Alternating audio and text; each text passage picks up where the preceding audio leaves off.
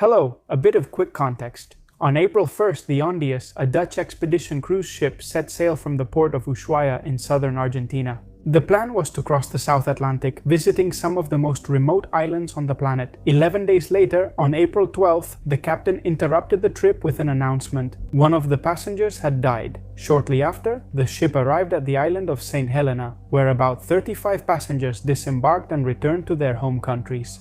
The widow of the deceased passenger was one of them. She flew to Johannesburg and, already ill, tried to board a KLM flight to Amsterdam, but she was taken off the plane before takeoff, although she had already been on board for a while. She died a few hours later in a Johannesburg hospital. Cause: Hantavirus.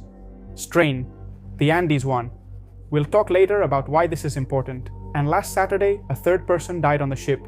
In total, we have 5 confirmed infection cases. As of May 8th, some of the infected passengers have been transported on emergency flights, so now there are symptomatic patients in several countries. Meanwhile, the ship with the rest of the passengers is on its way to the Canary Islands, Tenerife, where it is expected to arrive tomorrow, Sunday. The passengers will go directly to the airport without contact with the population and will be repatriated by plane from the southern airport. Before I continue, I want to be honest with you. This is an ongoing public health event with information changing every few hours. Some facts are scientifically certain, while others remain unknown. Throughout this video, I will try to clearly distinguish them, and when I enter the realm of speculation, I will let you know clearly. Numerous headlines claim this is the next COVID, while others insist there's nothing to worry about. In reality, neither viewpoint is helpful. I want to give you the data and the context so that you can process them and come to your own conclusions. So what is the Hantavirus? Antivirus? It's a family of viruses that has a natural reservoir in rodents. Wild mice and rats usually carry them and excrete them in their urine, feces, and saliva for weeks without getting sick themselves. The problem for us is that those microscopic particles that float in the air when the droppings dry can infect us if we inhale them. Just sweeping the floor of an area infested with mice can be enough to receive an infectious dose. The disease it causes mainly affects the lungs, kidneys, and heart.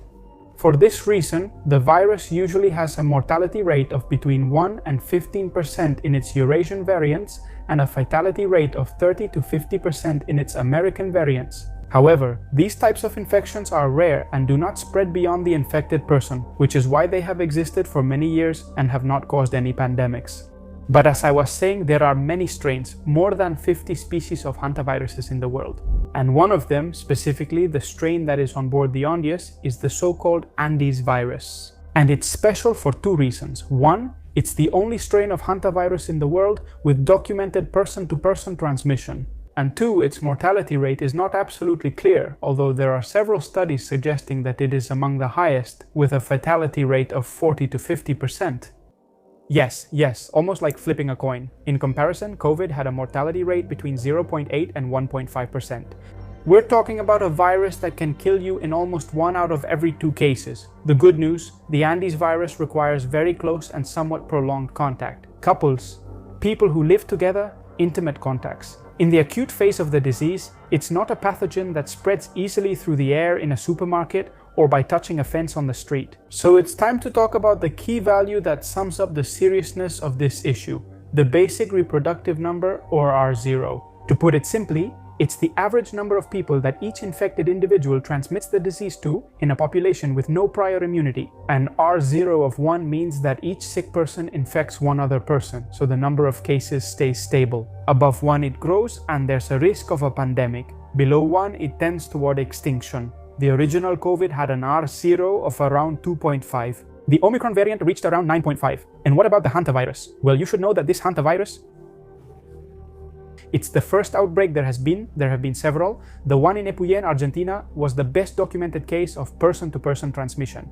It was in 2018 and there were 29 cases and 11 deaths. There, the R0 reached 2.12. That's where people say it's the next COVID. But there are huge differences. First, that peak of 2.12 happened in a small, closed community with a lot of close social contact, quite a bit higher than in the globalized society where most of us humans live. Second, as soon as basic isolation measures were applied, the R0 dropped to 0.96 in a few weeks and the outbreak died out. And third, the way this virus attacks the human body makes it much more difficult for a mutation to occur that would significantly increase its R0. And now, just a heads up, because I'm going to move from data to speculation based on the data. With the updated information from the ship at the last minute, with only 6 confirmed cases out of more than 100 people after weeks of living together, the effective R0 on board the ship seems to have been low, close to, or below 1. Something consistent with what we know about the virus and excellent news. And no surprise, as I said, there have already been several outbreaks before this one. Although there are 3 open fronts right now. First, the KLM flight. The widow only spent a short time on that plane. A few minutes ago, it was confirmed that a Spanish lady from Alicante who was on the plane just 2 rows away from the widow was showing symptoms and is under observation. It's shocking, but it's just one person among dozens, and also, unfortunately, the contact was with a lady who was about to die with a lot of viruses in her body.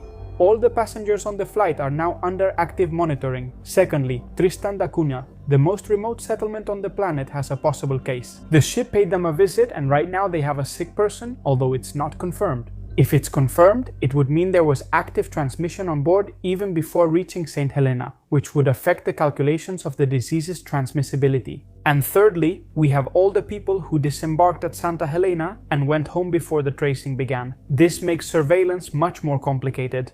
Regarding the incubation period, importantly, the median is 18 days, but it can be up to 6 weeks. While the period during which the person is contagious, that is, can transmit the virus to other people, is, according to data from just a few hours ago, from 2 days before the onset of symptoms to 5 days after the onset of fever, or 5 days in severe cases. The good thing about this is that there is a generous window of time to identify infected people before they become contagious. Conclusion.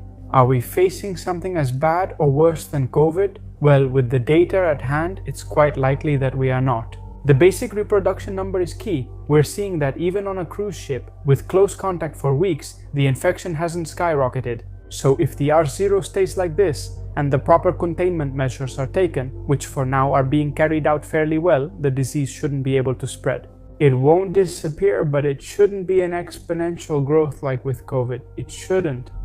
As I mentioned at the beginning, I want to be honest with you, and I'm not going to state anything that isn't supported by the data. There is still a small chance that the R0 on the ship has been underestimated and is actually higher. And there is also the possibility that a mutation in the virus could increase the R0 value.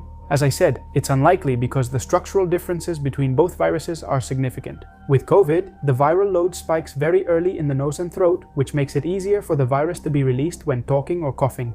The Andes virus, on the other hand, mainly replicates in endothelial cells, causes edema deeper in the lungs, and can damage the heart, but it releases relatively little virus through saliva. Making this shift in the virus's target area, moving to infect different, more contagious parts of the body, requires many major changes in how the virus works. Complex mutations that rarely occur in nature over short periods of time.